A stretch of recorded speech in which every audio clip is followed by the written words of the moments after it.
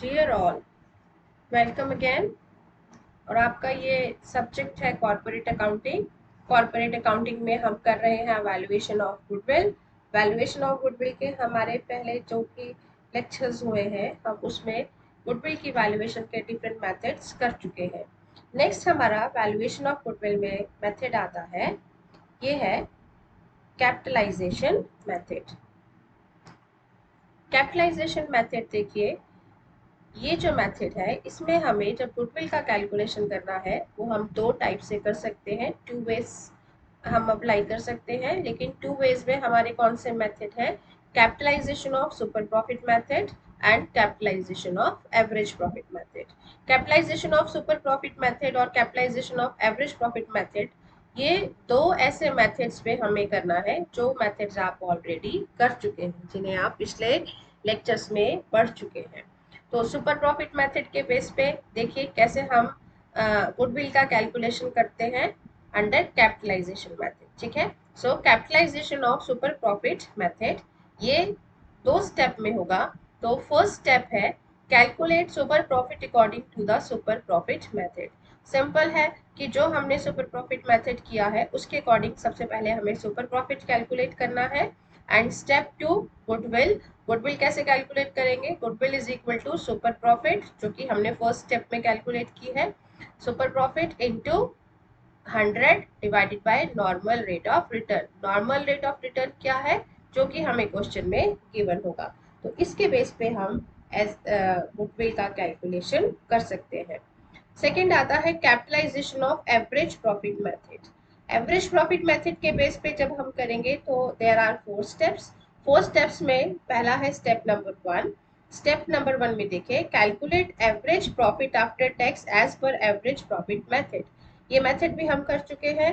तो average profit method के base पे हमें क्या करना है? पहले average profit after tax calculate करना है।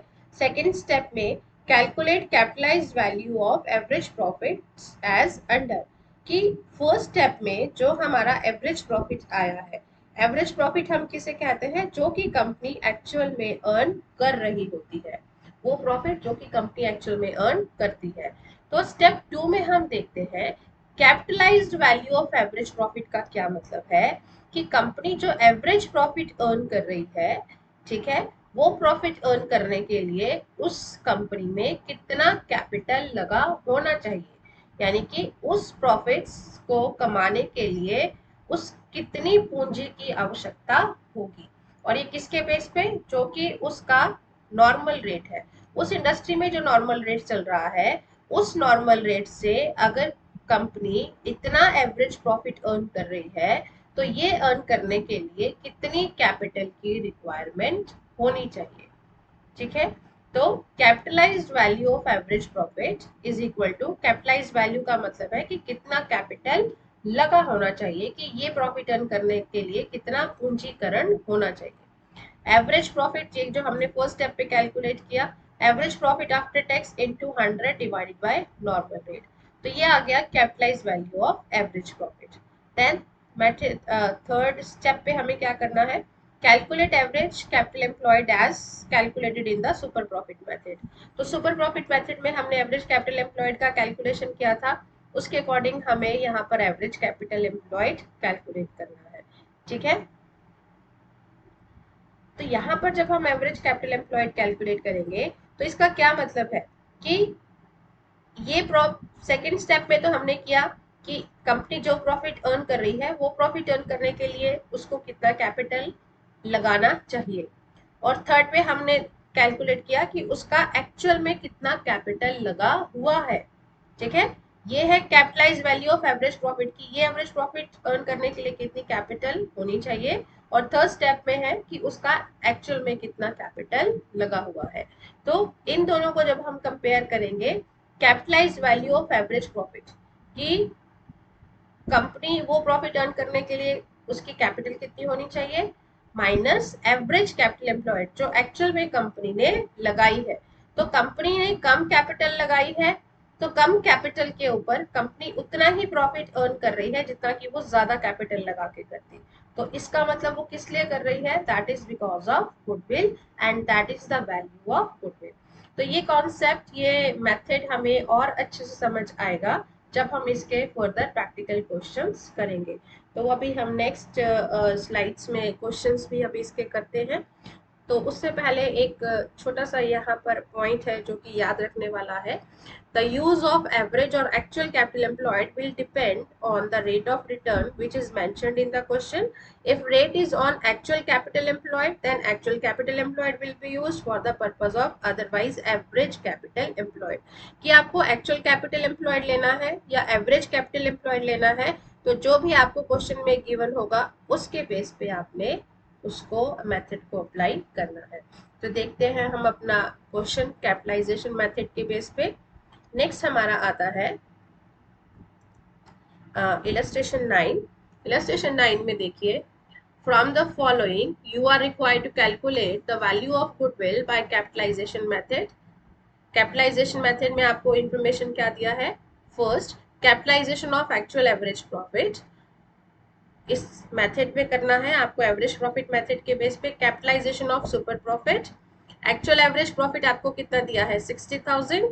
Normal rate of return 10%। Actual capital employed 4,50,000। अब यहाँ पर एक्चुअल कैपिटल एम्प्लॉयड दिया है और एक्चुअल एवरेज प्रॉफिट दिया है, तो यहाँ पर अब आप एवरेज की जगह आप क्या लेंगे? Actual capital employed. तो सॉल्यूशन में देखिए, सबसे पहले calculation of goodwill by capitalisation method of actual average profit method. Actual average profit आपने इस मेथड पे करना है, फर्स्ट मेथड पे।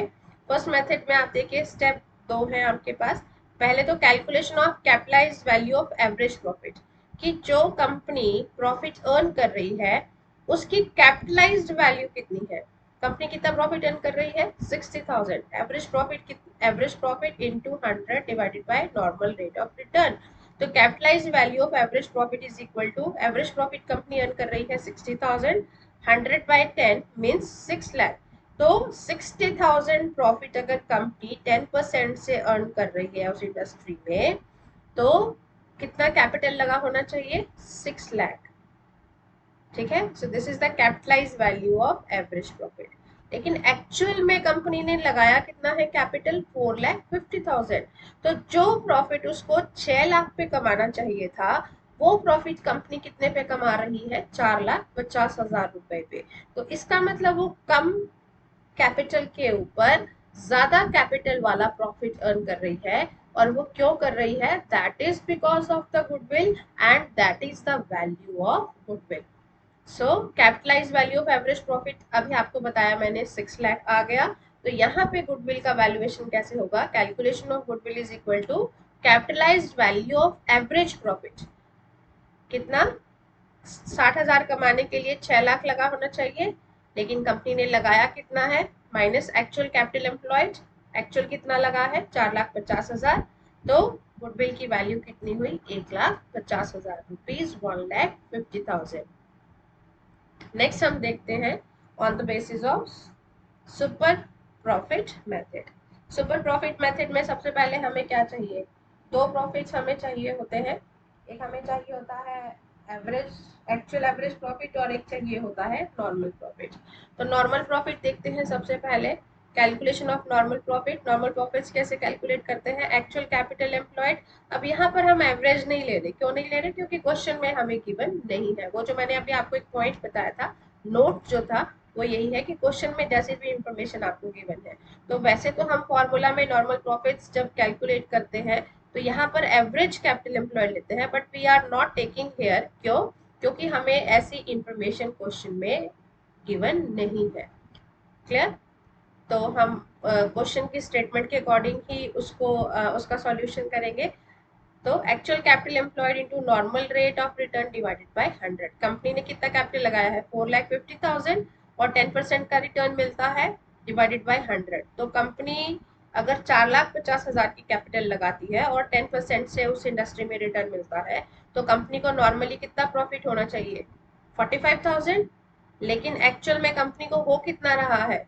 60,000 गिवन है क्वेश्चन में। तो कंपनी को हो रहा है 60,000 प्रॉफिट, लेकिन एक्चुअल में उसको अर्न करना चाहिए था 45,000। तो कितना है सुपर प्रॉफिट? कितना हो गया? रुपीज 15,000।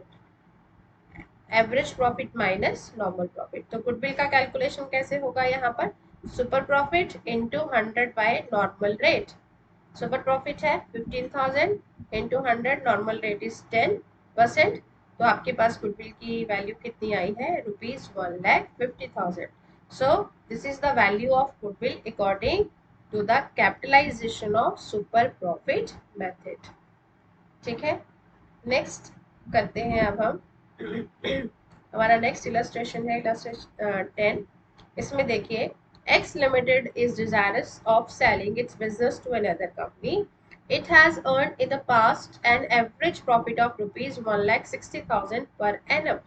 कि एक्स लिमिटेड जो है वो अपना बिजनेस सेल करना चाहती है दूसरी कंपनी को, और उसका जो एवरेज प्रॉफिट है पिछला वो कितना है, 1,60,000 पर एनम। हर साल उसका कितना है, 1,60,000।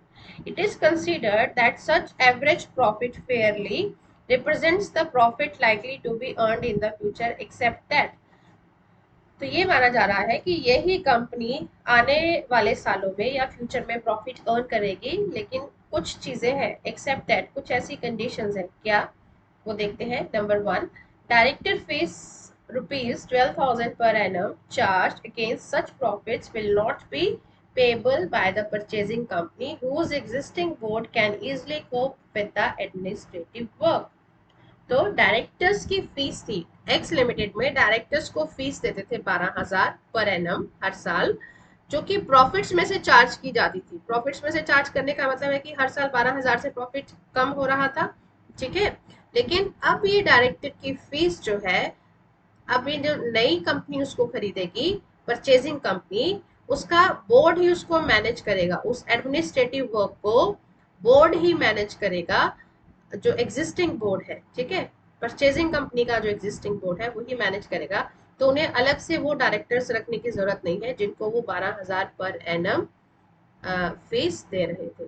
तो इसका क्या मतलब है, this is expected earning in future, कि ये अर्निंग होगी, मतलब ये पैसा बच जाएगा, ये प्रॉफिट्स में से अब चार्ज नहीं किया जाएगा। अगर ये प्रॉफिट्स में से चार्ज नहीं करेंगे तो इसका मतलब इतने से हमारा प्रॉफिट इंक्रीज होगा। It means this should be added back to the profit. Clear. Next आता है, rent at rupees 12,000 per annum which had been paid by the vendor company will not be charged in future since the purchasing company own its own premises। Vendor company है, जो company बेच रही है वो कौन सी है, एक्स लिमिटेड। तो x limited जो है वो 20,000 का हर साल रेंट देती थी। ठीक है, जिस बिल्डिंग में वो काम कर रही थी उस बिल्डिंग का वो रेंट देती थी 20,000। लेकिन अब जो परचेजिंग कंपनी है, जब वो परचेजिंग कंपनी उस बिजनेस को खरीद रही है, एक्स लिमिटेड के बिजनेस को, तो वो अब उस रेंट को पे नहीं करेगी। क्यों नहीं करेगी, because purchasing company own its own premises, उसका अपना प्रेमिसेस है, अपना एरिया है, वहीं पर वो काम करेगी। तो उसे रेंट 20,000 रुपए प्रति साल, पर ईयर, ठीक है, पर एनम नहीं देना है। तो नहीं देना पड़ेगा, इसका मतलब कि ये बच जाएगा खर्चा। जब ये खर्चा बचेगा तो ये कहाँ क्या करेगा, ये हमारे प्रॉफिट में ऐड होगा, ये हमारे प्रॉफिट को इंक्रीज करेगा। इट मीन्स रेंट जो कि पहले पे किया जा रहा था अब आगे पे नहीं करना, वो हमारे प्रॉफिट्स में ऐड होगा। So this should be added back to the profits. Next आपको बताया है, the value of net tangible assets of the vendor company at the propose date of sale was rupees 14 lakh. कि जिस डेट को company ने cell करना था उस डेट पे उसकी एसेट्स की वैल्यू कितनी थी, 14 lakh. And it was considered that the reasonable return of capital invested for this type of company was 12%। ठीक है, तो यहाँ पे नॉर्मल रेट ऑफ रिटर्न उस टाइप की कंपनी में कितना है, 12%। and what you have to do, you have to calculate the amount of goodwill by capitalization method। ठीक है, तो देखते हैं अब कैसे होगा। सबसे पहले तो हम एवरेज प्रॉफिट लेंगे। एवरेज प्रॉफिट हमें कितना दिया है, देखिए 1,60,000 पर एनम दिया है। तो 1,60,000 प्रॉफिट्स फॉर द ईयर। और वो आपको बताया था कि डायरेक्टर की फीस पहले दे रहे थे लेकिन अब फ्यूचर में नहीं देनी, वो ऐड हो गई। ऐसे ही रेंट जो पहले दिया जा रहा था बट अब फ्यूचर में वो नहीं देना, तो ये 20,000 भी ऐड हो गया। तो एक्चुअल प्रॉफिट, पहले प्रॉफिट अर्न कर रहे थे 1,60,000, लेकिन अब ये भी ऐड हो गया तो हमारे पास प्रॉफिट कितना आया है 1,92,000। तो एवरेज प्रॉफिट है 1,92,000। अगर कंपनी 1,92,000 प्रॉफिट अर्न कर रही है और 12% से नॉर्मल रेट ऑफ रिटर्न है, मतलब नॉर्मली वहां पे रिटर्न 12% से मिलता है, तो 1,92,000 12% से अर्न करने के लिए कितना कैपिटल लगा होना चाहिए, ठीक है, उसे हम कहते हैं capitalised value of average profit. तो capitalised value of average profit, जो कि एवरेज प्रॉफिट है हमारा 1,92,000 इंटू 100/12, जो कि नॉर्मली वहां का रेट ऑफ रिटर्न है, तो वहां पे हमारी capitalise value of average profit कितनी आ जाएगी, ₹16 लाख। यानी कि अगर 16 लाख का कैपिटल लगा होगा तो नॉर्मली जो कि वहां पे रेट प्रिवेल करता है, जो कितना है 12%, तो 12% से 1,92,000 प्रॉफिट अर्न किया जा सकता है, ठीक है। लेकिन एक्चुअल में कंपनी ने कैपिटल लगाया कितना है, ये क्वेश्चन में आपको गिवन है 14 लाख ये आपको दिया है, तो हम आपको ये एसेट्स की वैल्यू दी है, तो हम यही मान के चलते हैं कि यही हमारे पास जो है कैपिटल एम्प्लॉयड है। क्योंकि कैपिटल एम्प्लॉयड आप कैसे कैलकुलेट करते हैं, fix asset plus current assets minus outside liabilities. तो आपके पास सिर्फ एसेट्स की वैल्यू गिवन है, ठीक है, आपको एज सच नहीं दिया कि ये फिक्स है या करंट है, और आपको कोई आउटसाइड लायबिलिटीज भी यहाँ पे मेंशन नहीं दी है की है। तो जब क्वेश्चन में कोई और इन्फॉर्मेशन ही नहीं है तो हम एसेट्स की वैल्यू को ही क्या मानकर चलते हैं कि इतना कैपिटल कंपनी ने लगाया हुआ है, ठीक है। तो कंपनी का कैपिटल कितना लगा हुआ है 14 लाख। तो जो प्रॉफिट कंपनी 14 लाख पे अर्न कर रही है एक्चुअल में वो कितने पे अर्न होना चाहिए था, 16 लाख पे। तो इसका मतलब जो इसका डिफरेंस है ₹2 लाख, ये जो कम कैपिटल लगा के भी वो प्रॉफिट अर्न कर रही है, 2 लाख रुपए से उसका कैपिटल कम लगा है लेकिन फिर भी वो ज्यादा प्रॉफिट अर्न कर रही है। क्यों, क्योंकि वो उसकी गुडविल है and that is the value of goodwill. तो यहाँ पे गुडविल की वैल्यू कैसे कैलकुलेट कर रहे हैं, capitalised value of average profit, कि कंपनी जो प्रॉफिट अर्न कर रही है, जो उसका एवरेज प्रॉफिट है, वो एवरेज प्रॉफिट अर्न करने के लिए उसका कितना कैपिटल है, माइनस एक्चुअल कैपिटल एम्प्लॉयड, कि एक्चुअल में कितना कैपिटल कंपनी ने लगाया है। So that difference is the value of goodwill and that is ₹2 lakh. Next is illustration 11. The balance sheet of X Limited discloses the following information as on 31st March 1994. 50,000 equity shares of 10 each fully paid up 5 lakh. Reserves आपको दिए हैं, loan, creditors, then plant, investment, stock, debtors, prepaid expenses, bank, preliminary expenses. Telco Limited intends to purchase the business and assets are revalued as follows.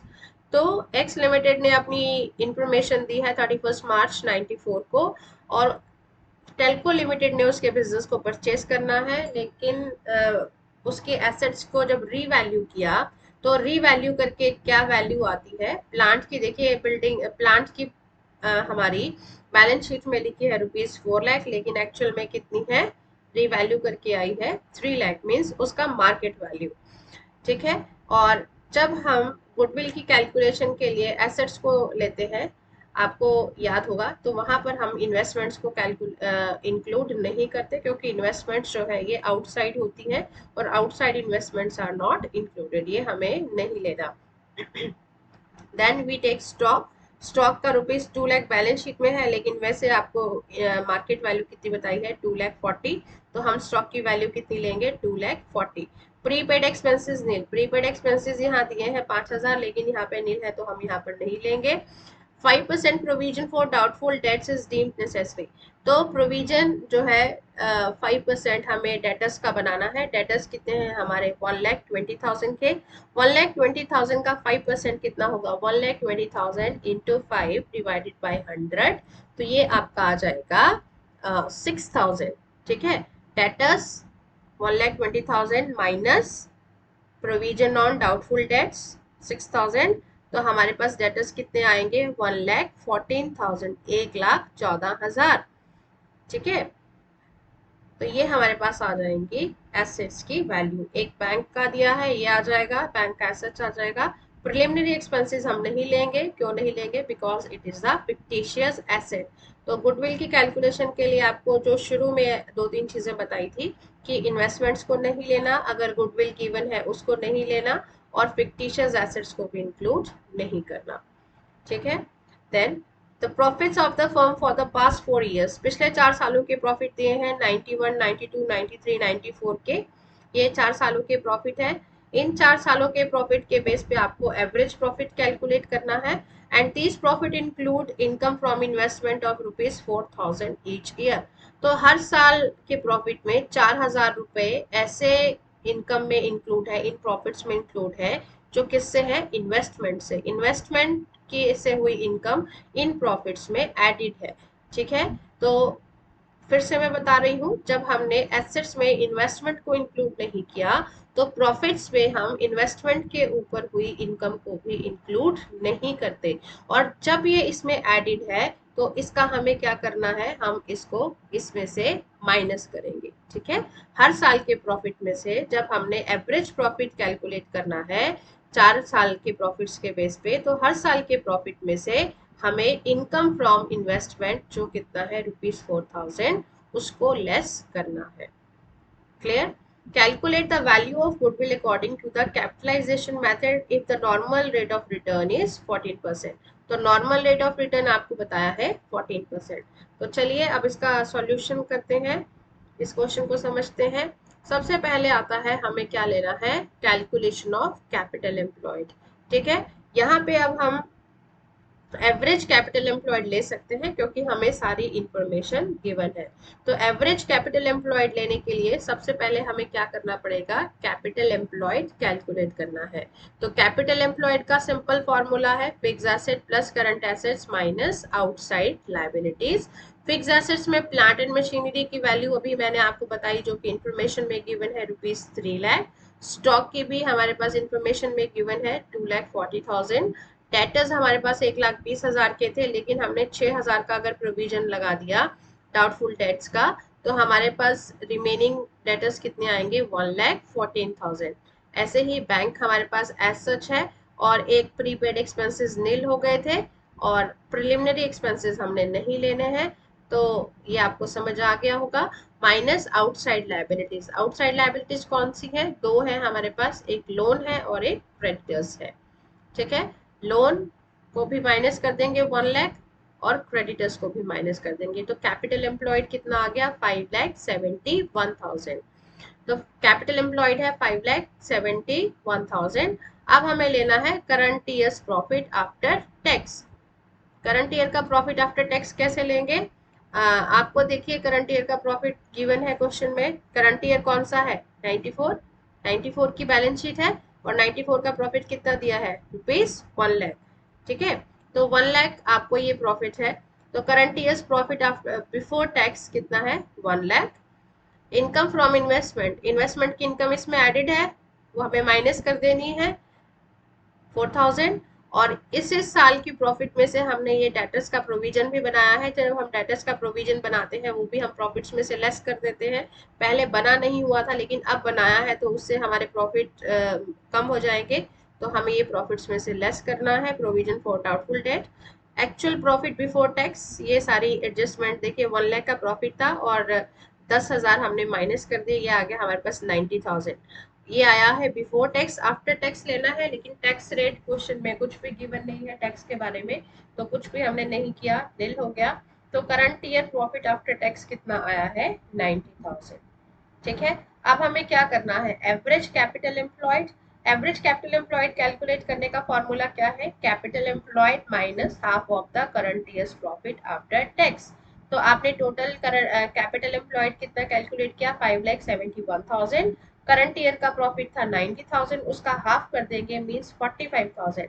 तो 5,71,000 minus 45,000, आपके पास average capital employed कितना आ गया 5,26,000। ठीक है, अब हमें क्या करना है, एवरेज प्रॉफिट कैलकुलेट करना है। एवरेज प्रॉफिट हम कैसे कैलकुलेट करेंगे, जो हमें लास्ट 4 ईयर्स के प्रॉफिट गिवन है, हमारे पास ईयर कौन से हैं, 91, 92, 93 और 94। 91 में 60,000 का प्रॉफिट है, 92 में 80,000 का, 93 1,18,000 और 94 में 1 लाख का। तो अब इसमें से हम एडजस्टमेंट करेंगे। 4,000 जो कि इनकम फ्रॉम इन्वेस्टमेंट है, जो कि हर साल के प्रॉफिट में एडेड थी, हमने उसको लेस कर दिया हर साल के प्रॉफिट में से इनकम फ्रॉम इन्वेस्टमेंट।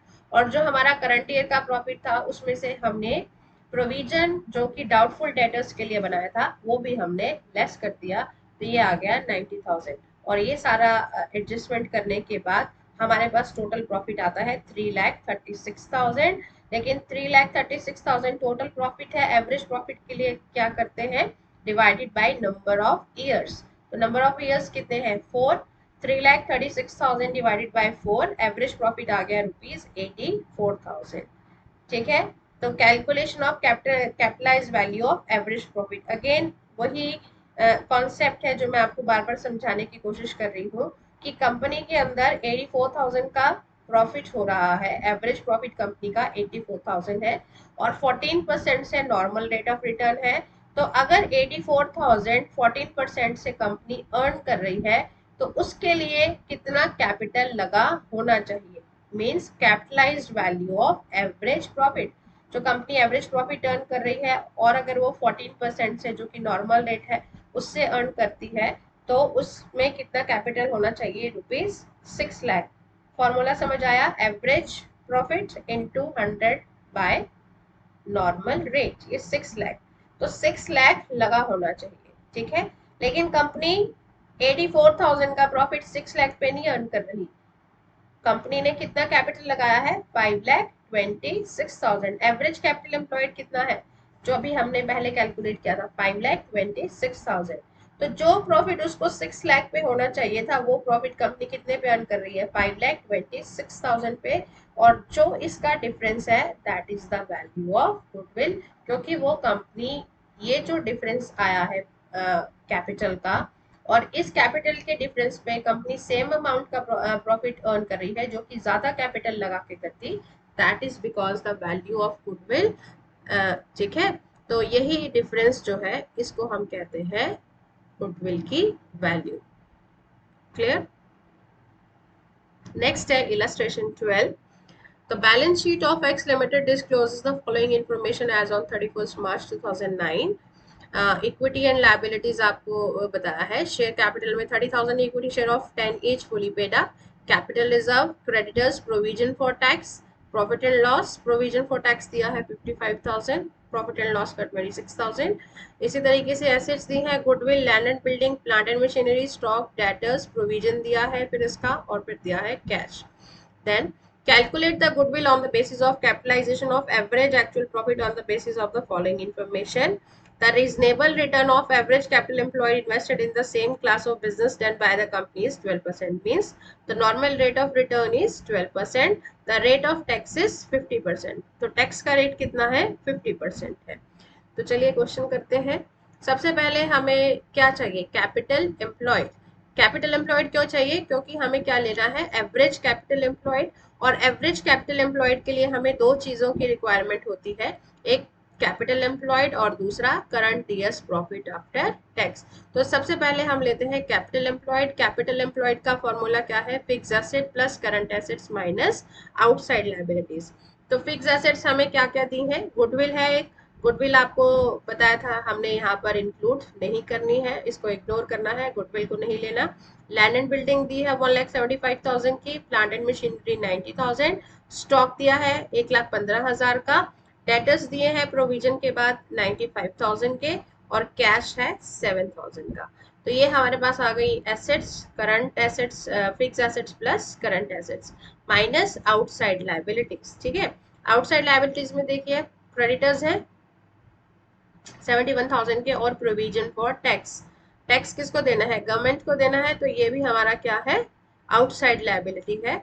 ये देखिए प्रोविजन फॉर टैक्स आपको यहाँ पर दिया है, प्रोविजन फॉर टैक्स आपको लायबिलिटीज में दिया है ना, तो ये भी हमारा आउटसाइड लायबिलिटी है।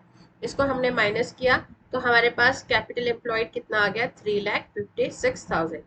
अब हमें क्या चाहिए, current years profit after tax. Current year का प्रॉफिट लेना है। करंट ईयर का प्रॉफिट कैसे आएगा? यहाँ पर देखिए क्वेश्चन में आपको कहीं नहीं, केवल कुछ भी प्रॉफिट से related no information is there. यहाँ पे आपको शेयर्स, कैपिटल रिजर्व और ये सब दिया है, या ये दिया है आपको एसेट्स में land and building, goodwill, plant and machinery, stock, debtors, cash. तो और ये आपको नॉर्मल रेट ऑफ रिटर्न दिया है, ये टैक्स का रेट दिया है। सो आपके पास प्रॉफिट से रिलेटेड कोई इंफॉर्मेशन नहीं है, तो कोई बात नहीं। अगर इंफॉर्मेशन गिवन नहीं है तो हम उस इंफॉर्मेशन को फाइंड आउट कर सकते हैं, कुछ तो हिडन होगा। उस हिडन इंफॉर्मेशन से हम प्रॉफिट का अमाउंट जो है वो कैलकुलेट कर सकते हैं। तो देखिए कैसे कर सकते हैं। अब यहाँ पर हमें दिया है provision for tax. Provision for tax कितना दिया है? 55,000। ठीक है, तो टैक्स किसके ऊपर होता है? प्रॉफिट्स के ऊपर, इनकम के ऊपर। जब टैक्स का प्रोविजन मतलब टैक्स कंपनी कितना दे रही है? 55,000। और किस रेट से दे रही है? Rate of tax is 50%। अगर 50% रेट है और 50% रेट टैक्स देने के बाद जो टैक्स बनता है कंपनी का 55,000 बनता है, तो टोटल प्रॉफिट कितना हुआ होगा? एक 50% 55,000 है, तो दूसरा 50% भी तो 55,000 होगा। एक के दो हिस्से कर दिए ना, 50-50। ठीक है, तो एक 50% अगर 55,000 है तो दूसरा 50% कितना होगा? 55,000। तो अगर टैक्स 55,000 है तो प्रॉफिट कितना होगा आफ्टर टैक्स? 55,000। तो टोटल प्रॉफिट कितना आ गया? टोटल प्रॉफिट कितना होगा? सॉरी, टोटल प्रॉफिट होगा 1,10,000। 55,000। आप इसको ऐसे भी कैलकुलेट कर सकते हैं, current year profit provision for tax into 100 divided by 50, ये आपके पास आ गया 1,10,000। ठीक है, तो 1,10,000 का प्रॉफिट था बिफोर टैक्स, और 50% अगर टैक्स दे दे 55,000, तो प्रॉफिट आफ्टर टैक्स कितना आ जाएगा? 55,000। This is very simple. ठीक है, तो 55,000 प्रोविजन फॉर टैक्स है और दूसरा 55,000 जो है वो कंपनी का प्रॉफिट है। अब हमें क्या लेना है? Calculation of average capital employed. Average capital employed का फॉर्मूला क्या है? Capital employed minus half of the current years profit. तो कैपिटल एम्प्लॉयड कितना है? 3,56,000 minus half of the current years profit. इस साल का प्रॉफिट कितना है? 55,000। इसका हाफ कर देंगे। ठीक है, तो हमारे पास एवरेज कैपिटल एम्प्लॉयड कितना आ गया? 3,28,500। क्लियर? उसके बाद स्टेप 4 में अगेन हम करते हैं actual average profit after tax, calculation of average profit after tax. तो यहाँ पर हमारे पास प्रॉफिट के बारे में एक ही इंफॉर्मेशन है, तो हम हमारा ये मैथ स्टेप 4 जो है, this is again the same as step 2। तो यहाँ पे हमें एवरेज प्रॉफिट सेम मेथड से कैलकुलेट करना है कि अगर हम 50% से टैक्स देते हैं और 50% से टैक्स 55,000 बनता है, तो हमारा टोटल प्रॉफिट कितना होगा? 2,55,000, मतलब कि 1,10,000। 1,10,000 में से 50% टैक्स दे दें, उसका 55,000, तो हमारे पास प्रॉफिट कितना बचता है? 55,000। आई होप ये क्लियर होगा आपको। अब हम करते हैं calculation of capitalise value of average profit. अगर कंपनी एवरेज प्रॉफिट 55,000 अर्न कर रही है और नॉर्मल रेट ऑफ रिटर्न उस इंडस्ट्री का कितना है? 12%। तो 55,000 12% से अर्न करने के लिए कंपनी में कितना कैपिटल लगा होना चाहिए?